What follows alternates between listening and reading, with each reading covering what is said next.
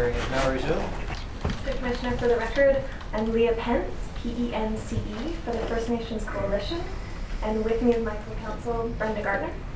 Chief Charlie, I wonder if you could take us for a moment out of this courtroom and back to where your people fish and describe where that is and what that looks like. Chehalis or Chehalis. Today we live on the Harrison River, which is a tributary into the Fraser River. We're about 2.5 miles maybe or so to the Fraser River. Our traditional territory is the Harrison Lake, Chehalis Lake, coming down onto the Harrison River, and bits and pieces on the Fraser River. We have a number of tributaries or spawning channels or sloughs that are on the Harrison River. We live in what people call terminal spawning grounds. So there's just on the reservation alone, there's 9 spawning channels. And what time of year do your people fish for sockeye? For sockeye would be the summer runs, but we were also able to get sockeye on the Harrison into the fall. Can you tell the Commissioner a little bit more about the traditional fishing methods that your people used and continue to use today? Traditional fishing methods for Chehalis would have been spearing and we're fishing with a net.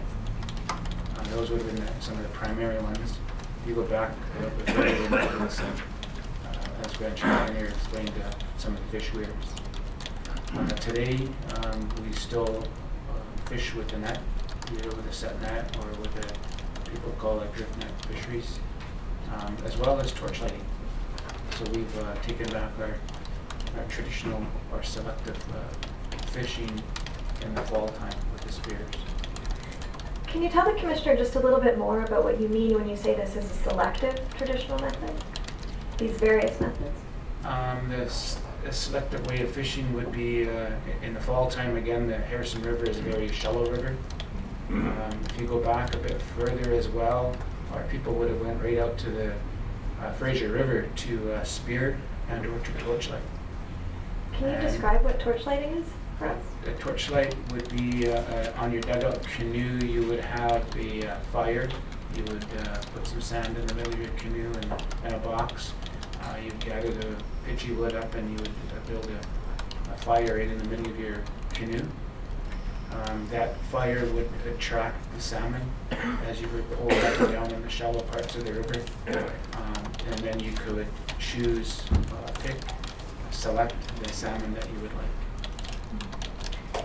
And how have these traditional fishing methods changed over the years?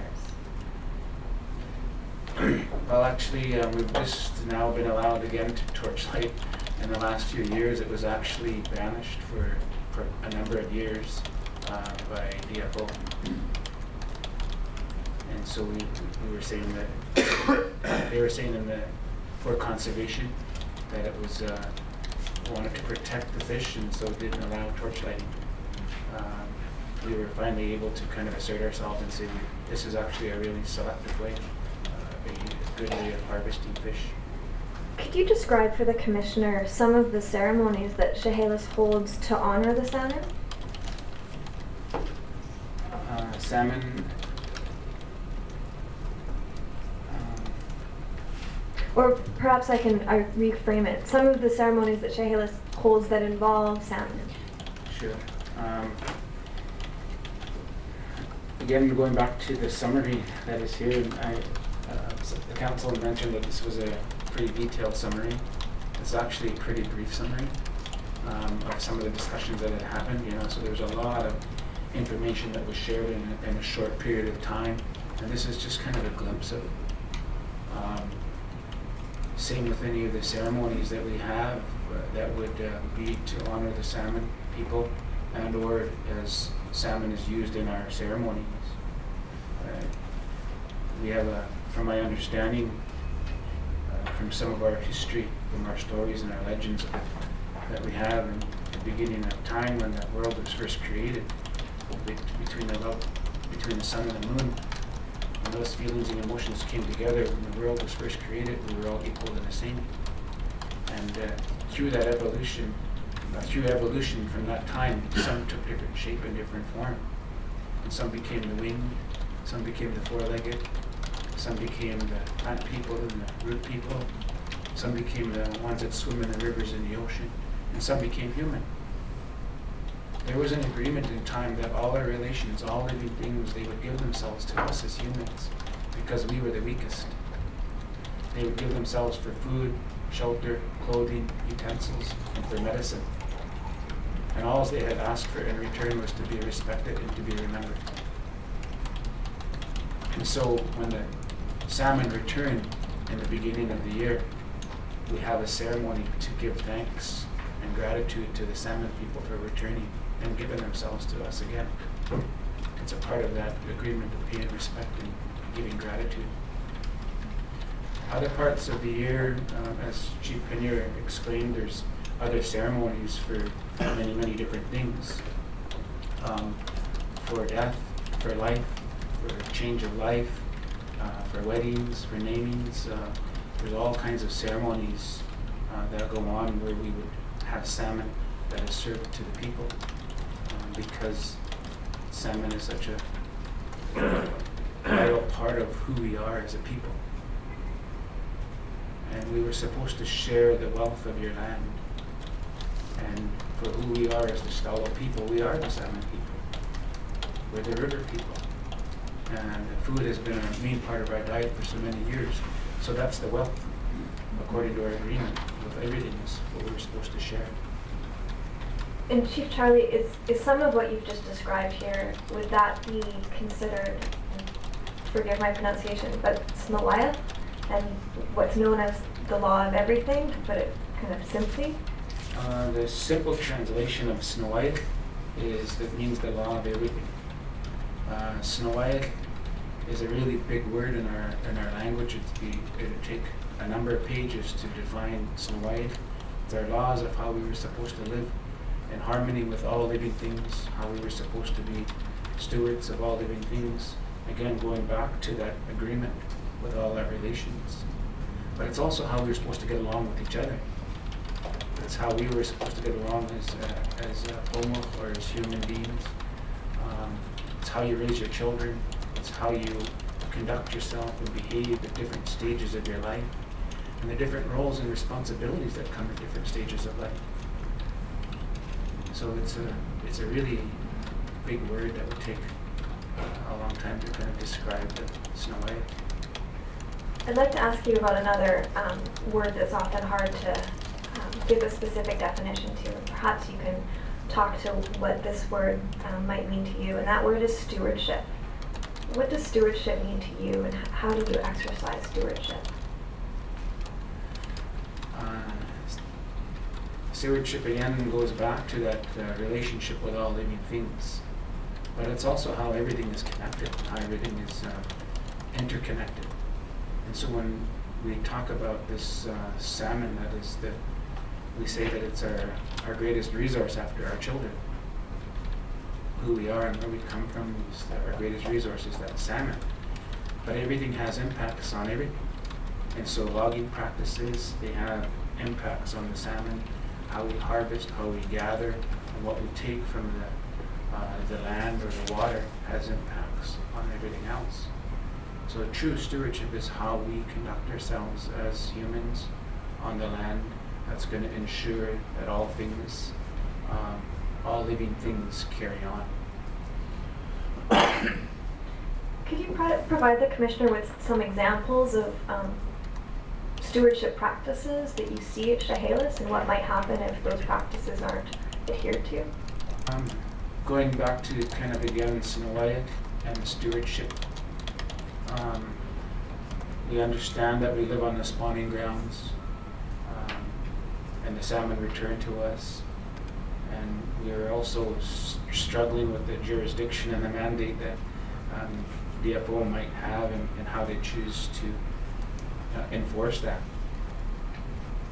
And getting around to is what we on our communities, we've had some that would go out fishing, illegally fishing or poaching, in some of the terminal grounds.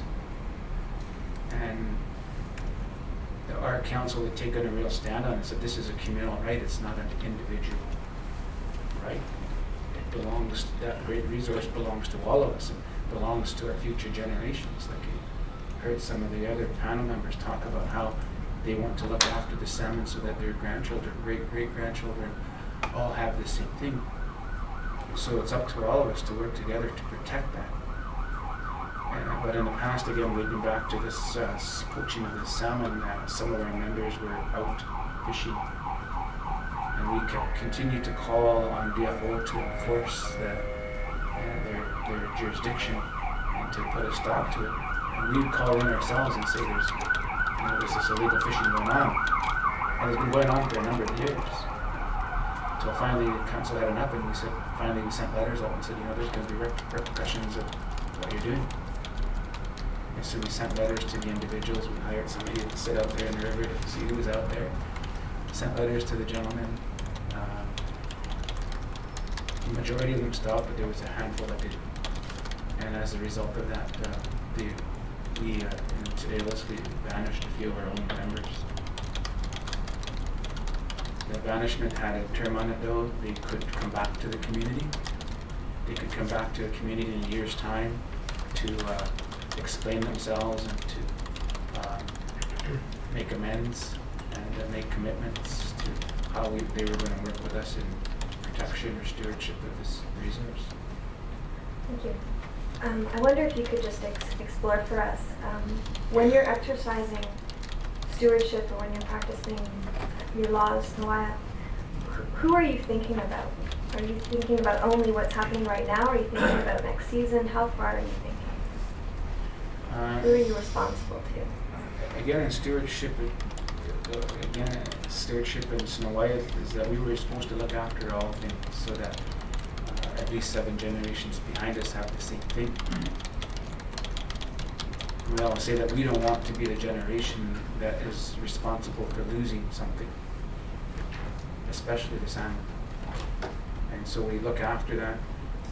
But it's also a part of the Snow White, how you're supposed to look after it so that those that are around you have access to the same thing. Granchi Penier touched on it, how some fishermen would share their gift or their gift of fishermen, so they'd share that with others in their communities that maybe couldn't get out. But we're also supposed to be thinking about our neighbors.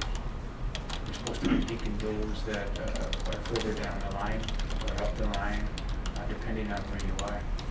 And so we've quite actively done this on the Harrison River with certain runs of fish that go by us up the Little Wood River. Your people's relationship to salmon for food, social, and ceremonial purposes, and to comment on this term, this FSC term that we've come to know.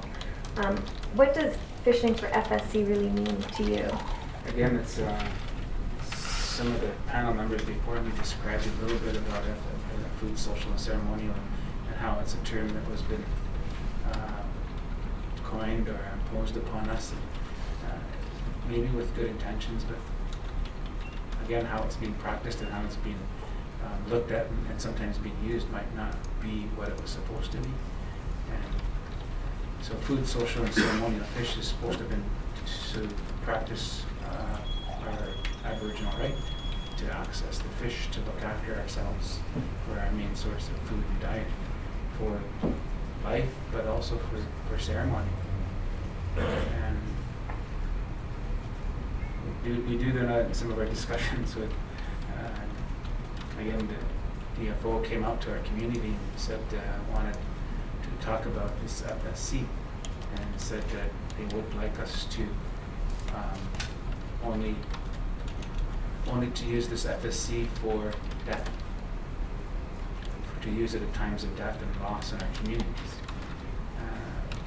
We just kind of told them, I said, life is just as important as death.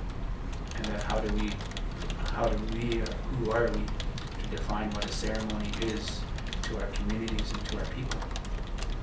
These ceremonies, when we call upon our ancestors and we call upon our neighbors and our respective relatives and friends to come to a ceremony, have a right to be able to share in that great resource of the salmon, what we're supposed to share with them according to our law. Physical, community health, as well as probably spiritual well-being. Again, today we're, Grand Chief Penny touched a little bit about the social conditions in our communities and how we rely upon that resource of the salmon as a main part of our diet. Because we have limited resources, a lot of our community members have limited resources to go to the stores. But again, that salmon, it's been a major part of your diet for so many generations, so many years, becomes, if you will, it becomes soul food, becomes medicine.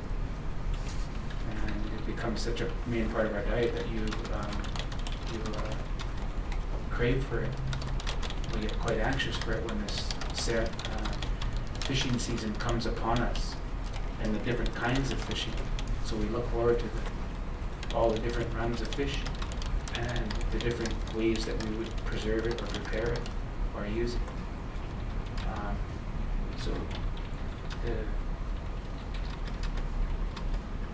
Also, it's really difficult to explain, but there's one example I have of how it becomes medicine, becomes soul food, is that at one time my grandmother was very, very,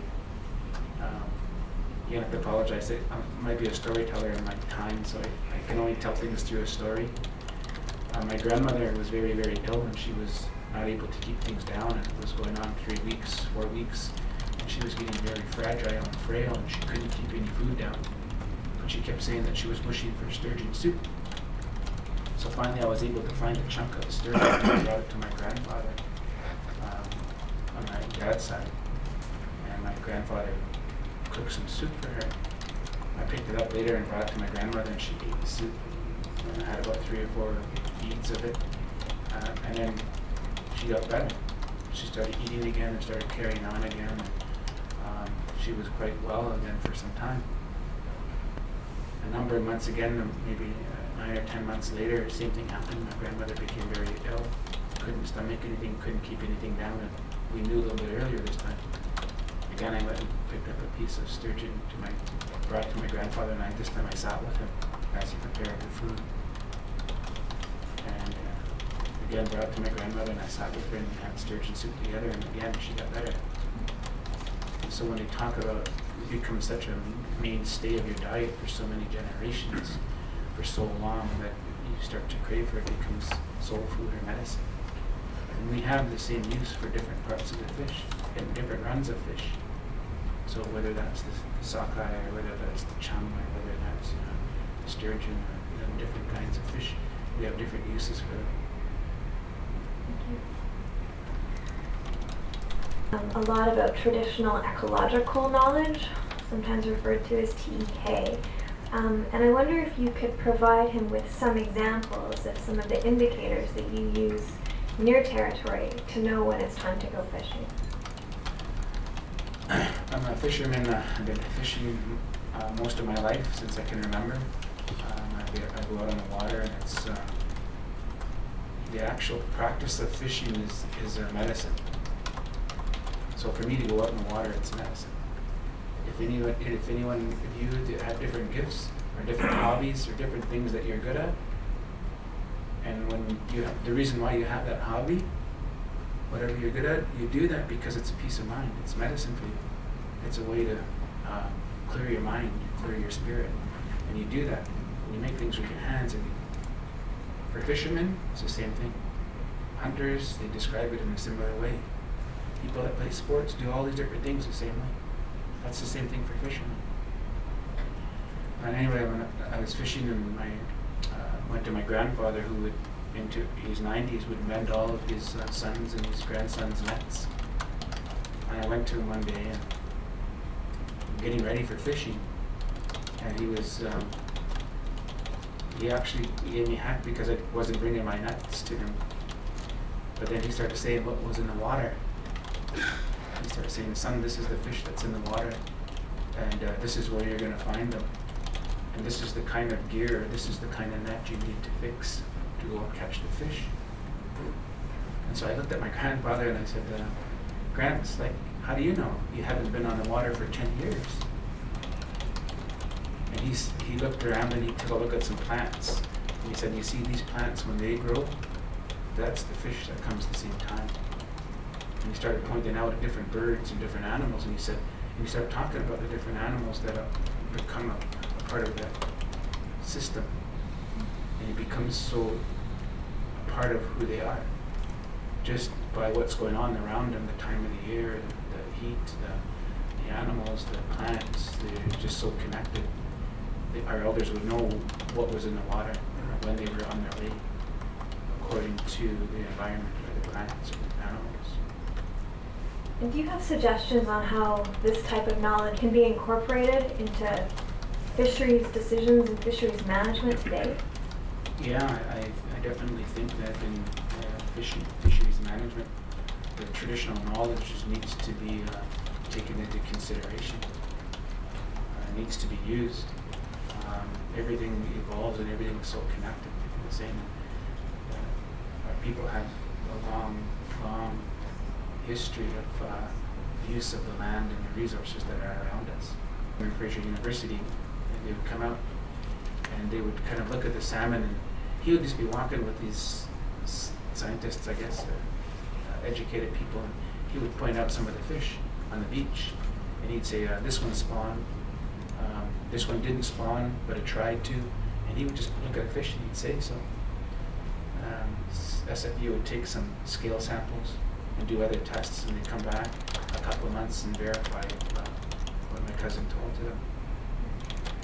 So that kind of knowledge is what was passed on to him by his father, and by our grandfather, and by our great-grandfather. So there's that real connection to the land, and to the fish, and knowing how to best look after it. We think that by incorporating that traditional knowledge with the technology and the tools of today, it's kind of where it needs to evolve to. Right, are different now than what they were when you were young? A few different ways, I guess. By being a fisherman, up until, not taking into consideration this last year, but before that, being a fisherman on the water, there was times when we'd go out fishing and you'd get pretty tired. When the fish are there, our grandfather said, when they're there, that's when you fish. And you have to stay at it, and you work at it, you stay out there. So we would actually camp out right on the water. And you'd fish 20-something hours a day, and you'd be tired. You'd be tired of gathering and harvesting and doing what we would do. Up until a few years ago, we would again, as Grand Chief Penny explained, different fishing methods had to be used because of different conditions that are around us. So it was more drift net fisheries, and there's only certain spots that you could fish. And so we would spend our time on the water. You would wait 3 or 4 hours to do one drift. And so we'd be sitting on the beach, resting, sun tanning, and getting fat. And not even getting tired, because maybe, if you're lucky, you got 3 or 4 drifts in one day.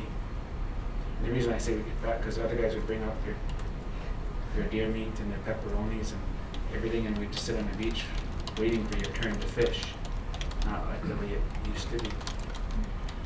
Again, going back to that, so my grandfather, he was a great fisherman. This was going back 20 years ago, when we thought we had a few fish. And then he would talk about the great runs of salmon that would come on the Fraser and its tributaries. He said you could see the water change color when these schools of fish would come in. And so over my grandfather's time and my time, then you start to see the decline in the salmon. Continuous decline in salmon for 100 years. The conflict on the water. As well, again, in times, the way that things have evolved, there's been more and more pressures from other groups wanting more access or greater access to this great resource that we have. It's a major part of who we are. Again, I was just thinking about the Musqueam as Joe was speaking, and remember going back 20 or so years ago when it was the musqueams that were having conflict on the water with commercial groups. And there was some conflict and real tension between the commercial group, fishery groups and the musqueam and others that were in this area. We do know that more and more of that's been pushed further and further up into the Fraser, and now we have these, in our territory, it's the sport fishing groups. And there's hundreds of them that are on the water, and tensions in the last number of years between First Nations fishermen and sporting groups has just been escalating and escalating. And it's been pretty, it's gotten pretty bad. My own example of that would be, again, I'm a fisherman. I go out for a peace of mind. I go out for fish to feed my family, but I also go out there for medicine. For my role today as a chief, I get pretty stressed out, have so much different things, and so I go on the water for a peace of mind. This one time when I went out in the water, you might have followed some of it in the media where they heard about one of the chiefs that got shot by a pelican. That was me. I was fishing on the water and we were waiting our turns to drift. Again, I was waiting 3 hours or something, sitting on the beach waiting for a turn to drift, and we started developing a bit of a relationship between some of the sporting groups. But they're not all out there to follow some rules or different things that come into place, and there's some that are out there really for conflict and their own interests and not very diplomatic about it. And if somebody came and set their boat in a drift net fisheries, your net is moving, and you have to fish in the bars. And so some of the sporting groups are setting up their boats and fishing there, and we'd go and ask them to move, and they would move, except when it came my time to fish, this boat wouldn't move. And so when our net was coming down, our net wrapped around their boat, and all of our gear was all tangled up between the two boats. And things escalated so that there was a lot of yelling and screaming and cursing going back and forth to each boat. There was me and my brother, and then there was two gentlemen on the other boat. The gentleman from the other boat picked up a dip net and he started clubbing my brother with it. My brother's a big guy, and he just, so I stepped up the front, and I was giving him a paddle to defend himself, and my brother just said, that don't hurt. Just when I looked across, the guy from behind the boat, in the back of the boat, where I was at as well, picked up a knife and he started coming at me. And it was a fillet knife. So if you're on a boat and you're pretty close quarters, I got, of course, pretty frightened. At the time I didn't know about it because the adrenaline and everything else was going on, so I instead of giving my brother the paddle, I kept the paddle for myself, and I picked the paddle up. Just as I picked the paddle up, he picked up a gun.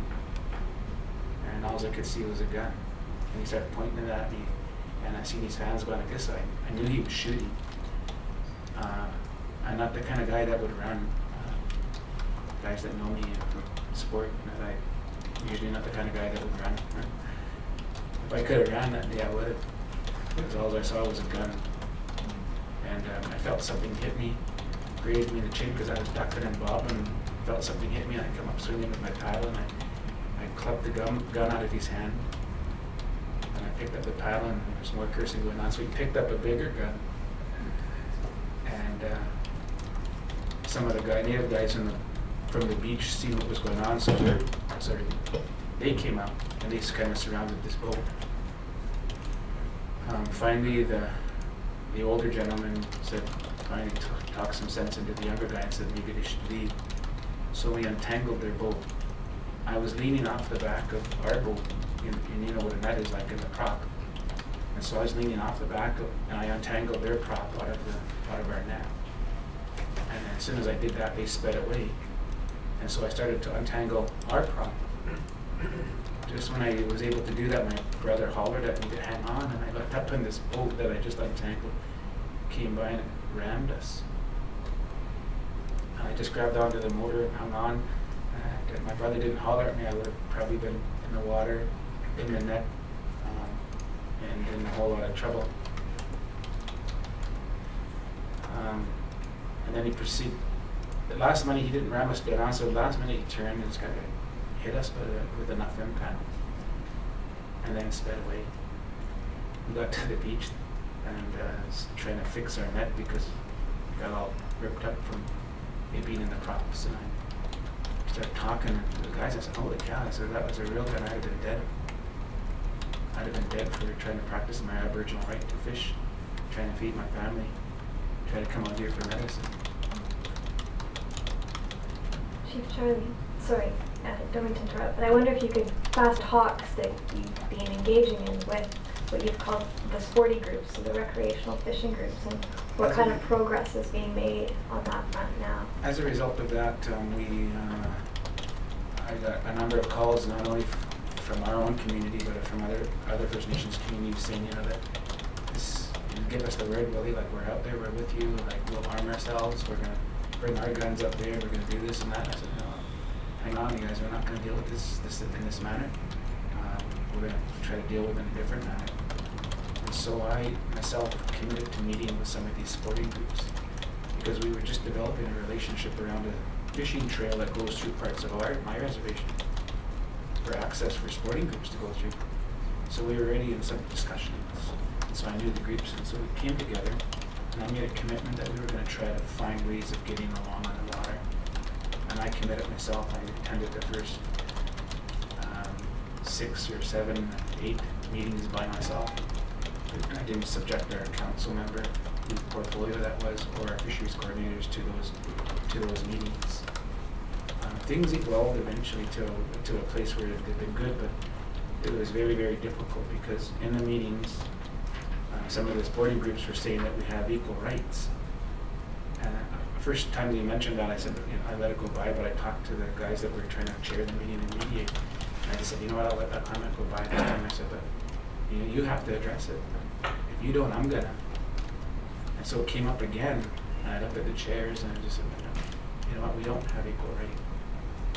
Aboriginal fisheries have an Aboriginal court protected right to fish, and you have a privilege.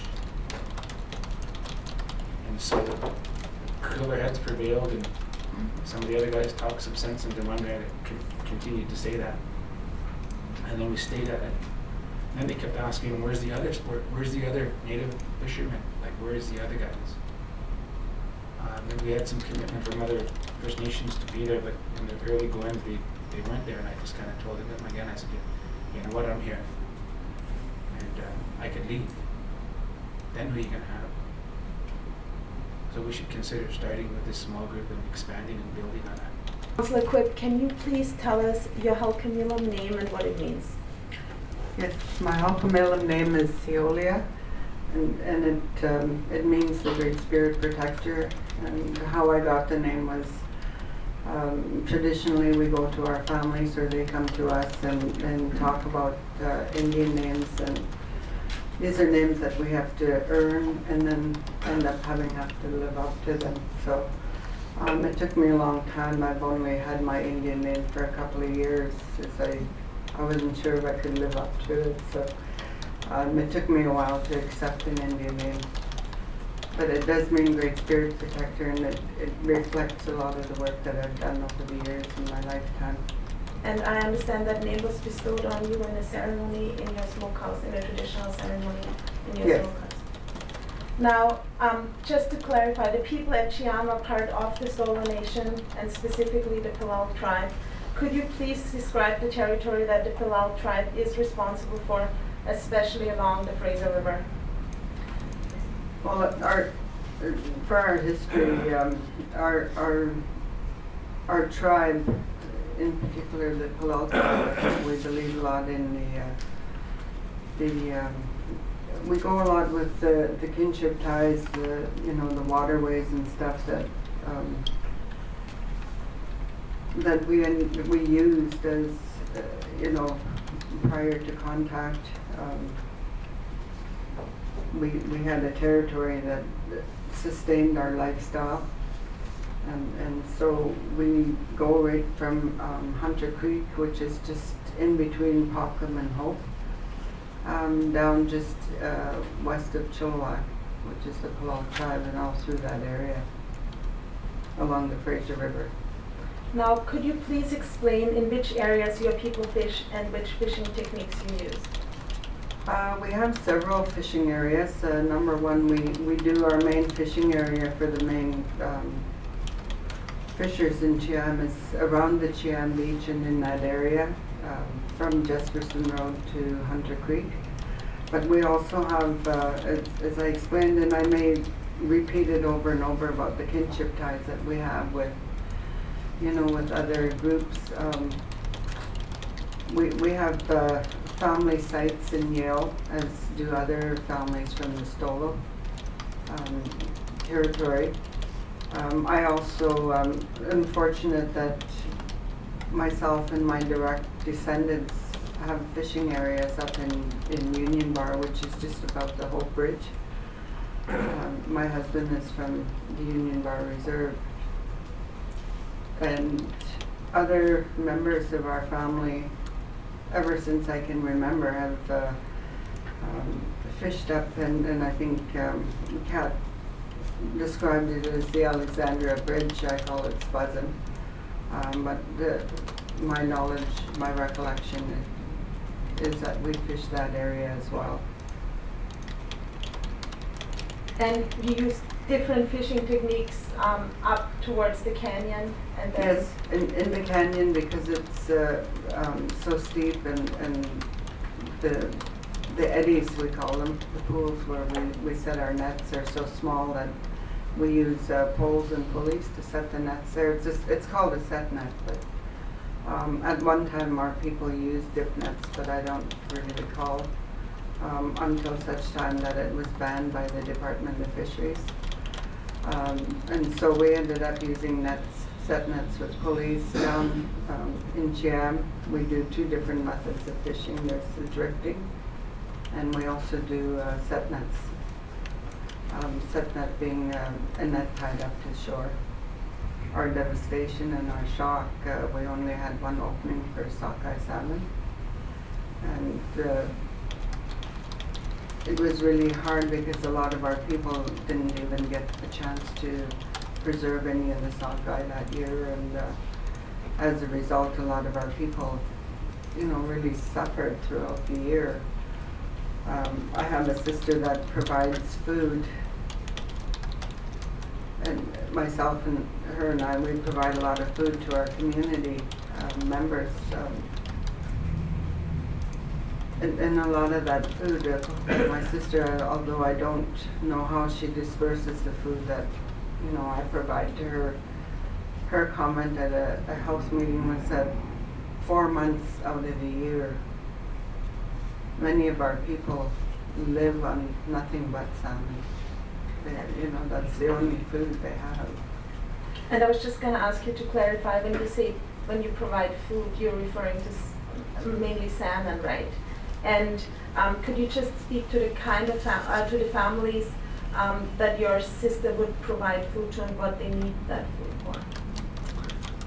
Well, they're families. We have many families that are on social assistance, and normally they have food for a week in their house. After that, they're quite desperate and lucky to get a meal a day. So anyway, she provides. People come to her house, and she cooks for them and provides food for them. If her door is always open for anyone that needs a meal. And can you please explain the central role that the sockeye salmon plays in regard to the culture, spirituality, livelihood, and also the economies, the indigenous economies of your people? Well, the sockeye have always been an important part in my life, our lifestyle in our community,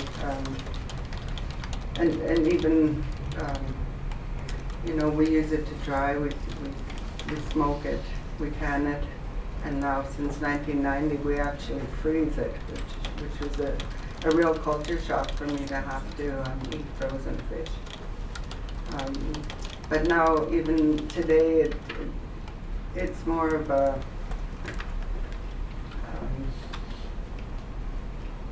I really guard and I use the word hoard my frozen fish, which I never ever thought I would do. Because it's so important that we have that. We do, in particular my family, because I came from a very large family. My mother took pride in volunteering our services to people. And so we've all become caterers. We cook for ceremonies, we do volunteer cooking. And almost any meal we cook, I think anybody can vouch that in Chiam, we always provide salmon at our ceremonies. And we've always used the sockeye as part of our economic. It's always been a part of our sustenance in our life.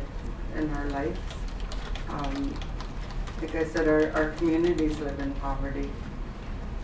And I come from a family of 17 siblings. So growing up, that was a real big part of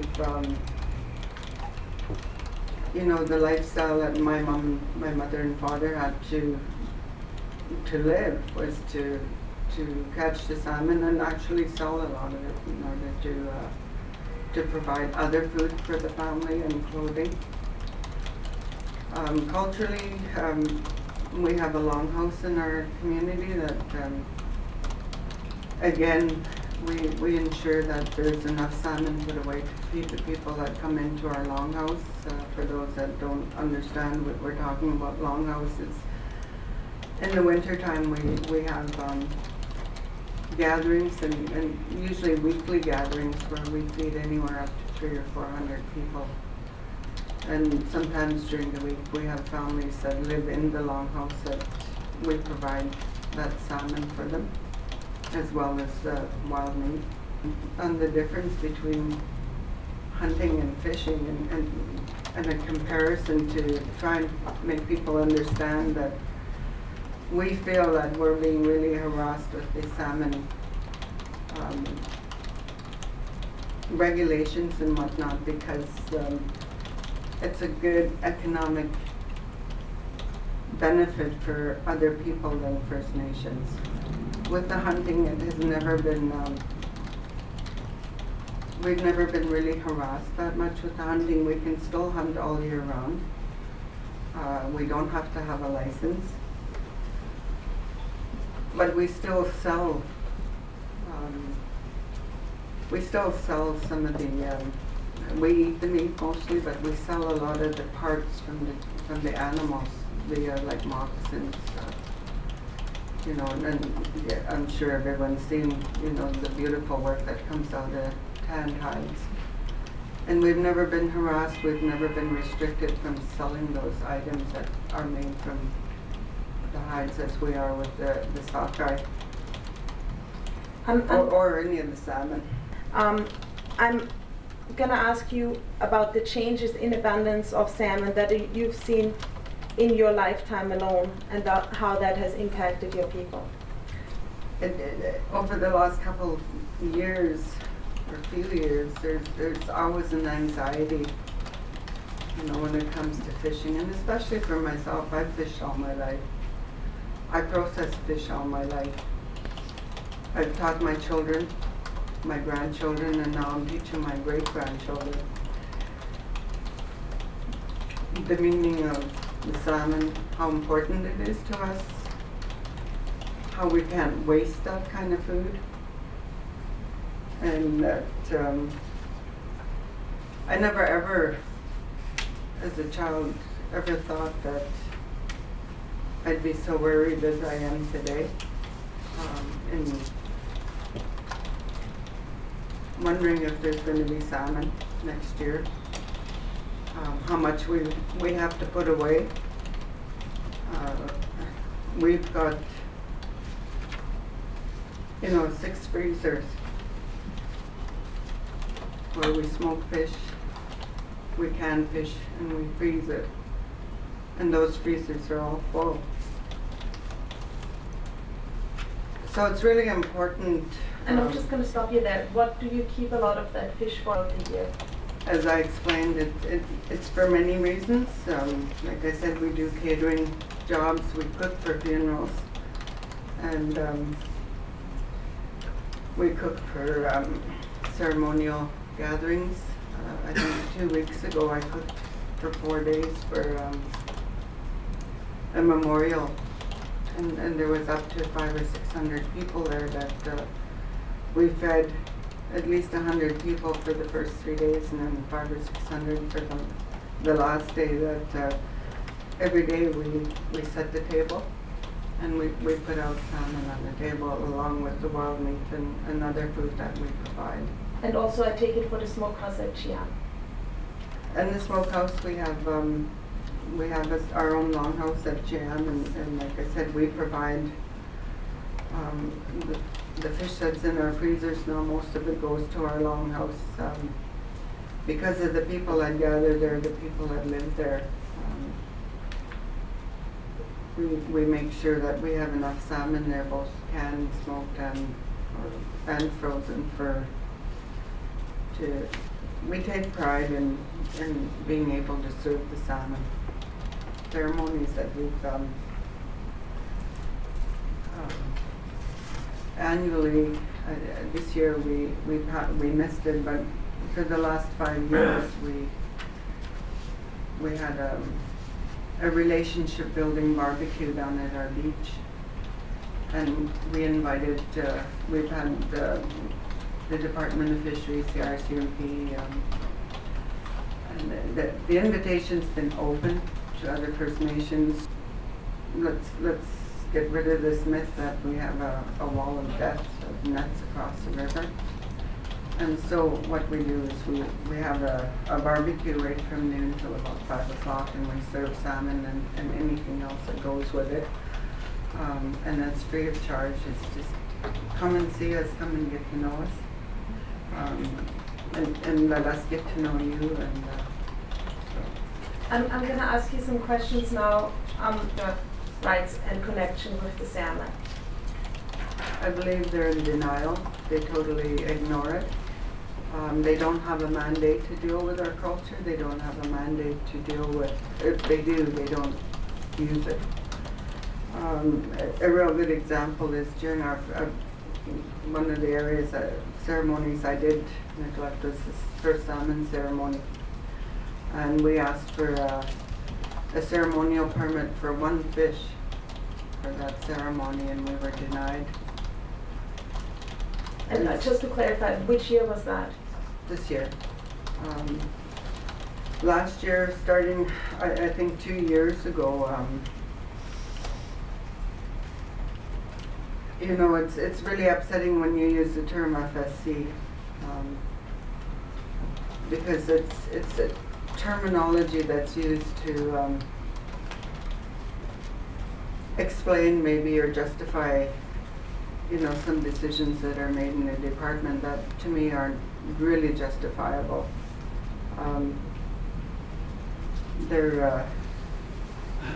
No one's ever defined social. Now the department in the last 3 years has been taking it upon themselves to define our ceremonies. And the only ceremony they recognize with us right now is our funerals. You have to die before we can give a ceremonial permit to set the table. And like I said, I requested a social permit. One of the events I do, I guess, during the fishing season is I've had for the last 10 or 15 years now, I've invited people to my home and to our community in Chiam to can fish for their elders, for their families, and we have I'd say about 10 different groups from 10 different communities as far as away as Fort St. John coming into our community canning fish for their people up there, because by the time the fish get to their spawning grounds, they're almost not edible. And so the 1 year I put in for ceremonial permit for this type of event was it was denied because they said it was just under food fishery. So then I requested a social ceremony permit or social permit, and I never even got the respect of an answer on that one. So still, we still don't know what social means when you talk about FSC. To me, it's and we've discussed this lots in our community. That it's an easy way for the department to try and justify some of their decisions, or they think they're justifying their decisions. And when you refer to decisions, that would be decisions to limit fisheries? Yes. Now, in regard to your relationship or communication with the DFO, do you feel there's room to take your concerns into account? Not the way the system's set up. You know, I really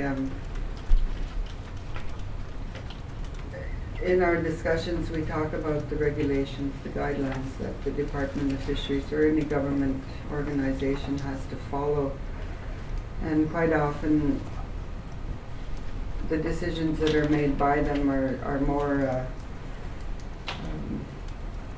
they follow some guidelines, although we've never seen the Department of Fisheries guidelines on consultation. They'll come to a meeting, or we'll go to a meeting, and we discuss our concerns, and they go nowhere. I believe that in order for us to be even able to come to some reconciliation with the Department of Fisheries, we have to really look at the guidelines that are set out for the government and make sure that they include us as part of the discussions that and I think I might be jumping ahead here, but the the management of the fishery, that we really don't have any part in the management of the fishery. We may go sit at the table and have discussions with DFO, but they always come with a mandate. And they always come with the thought that the person that comes to a meeting with us is so low on the totem pole, they don't have any decision-making authority in order to, even say we might have a level playing field at negotiating some kind of an agreement that we could all agree with. Now, I take it your people have made substantive proposals to DFO about a more sustainable management of salmon. At one time, DFO had a term, they changed their terminology all the time, but they had this term that they used, was risk aversion management plan. And the explanation to that risk, what that means is, if they wanted 60,000 salmon to return to the spawning grounds, then they should, they would have to make sure that 120,000 salmon got by instead of just 60. So our recommendation from our community was that they use that same formula for the Indigenous people along the river to ensure that the highest court decisions in Canada are followed.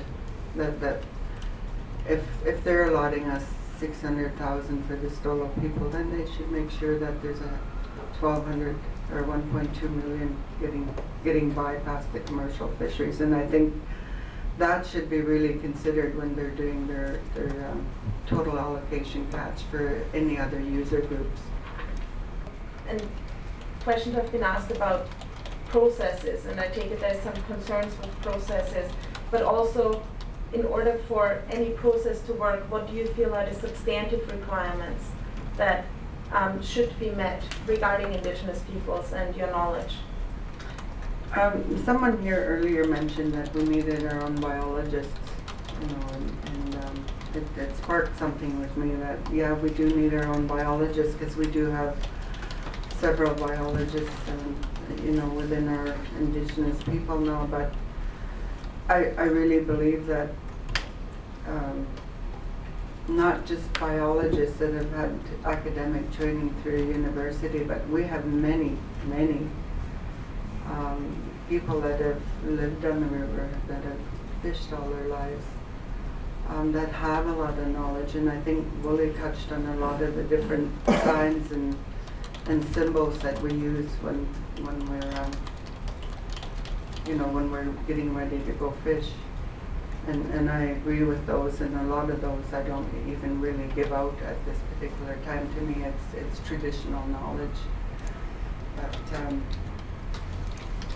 I think a good example I'd like to give is we've been involved with gravel removal from the river, and again that's just another area where we look at how any development impacts, our fishing, our lifestyle, and we have developed, going way back to when my father was chief, he did develop gravel plans when he was the chief. We removed gravel. I think in our history way back we had cobble courtyards, but most recently we removed gravel from one of the bars, and in that gravel plan, and I think DFO is taking credit for it now, but during those gravel plans that were being developed, we built some jetties to enhance the fishing pools, where fish come and rest and feed, and because those are also, a lot of them are fishing sites. And so when we develop gravel plans, we develop them always keeping in mind the habitat. At what level should you be involved in? At every level. I think we have to be there from the beginning. What's happened over the last, in my lifetime of, negotiations, agreements and whatever with any government, is that they present us with a proposal, they present us with an agreement, and we may get to make changes, we may not. But I think we have to go right from, the planning, the development of guidelines, the development of legislature, changes if necessary. And we also have to be able to be sitting at the table to make a decision and not leave it up to the RDG having the final say. Thank you. Those are all my questions. Mr. Commissioner, that includes examinations in at the appropriate time for lunch break. Thank you very much. Hearing is now adjourned until 2 p.m.